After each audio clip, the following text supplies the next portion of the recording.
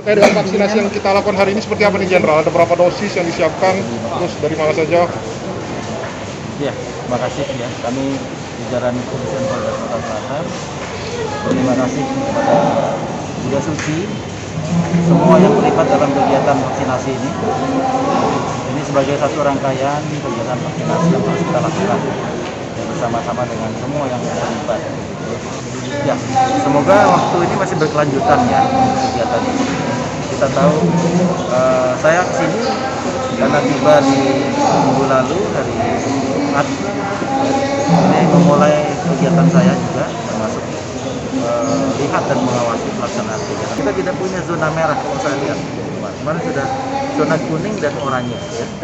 Tinggal bagaimana mempertahankan barangkali bornya saja untuk bisa melihat menekan nanti levelnya. Kita ada di level berapa di setiap kota kabupaten. Untuk yang isolasi mandiri Pak gimana? Isoman ya, kita berharap dengan ini juga pemanfaatan tadi ya, dengan lihat bornya saja seharusnya dengan isoman ya. Ini juga menjadi prioritas kita karena bagaimanapun itu juga menjadi klaster terbesar penyumbang masalah COVID.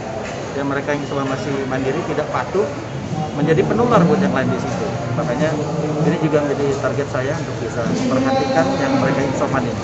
Ya, baik yang isoman mandiri ya atau yang terpusat atau terkoordinir ya, ada di beberapa tempat. Jenderal, selama ini kan yang vaksinasi sering bisa keluarga. Nah, terus Ya. untuk mengatasi ini seperti apa? Untuk mencegah kerumunan. Mengamankan stok vaksin di Sumsel ini seperti apa? Ya, nih salah satunya dengan kegiatan yang dilihat di sini ya, itu kan ada aplikasi ya. Aplikasi lebih tertib, artinya mereka yang akan vaksin mereka sudah bisa apply dulu.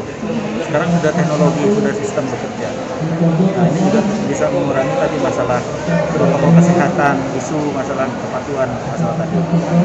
Berarti mengedepankan untuk pendaftaran secara daring gitu ya Pak ya? Ya, seperti yang dilakukan di sini juga ya.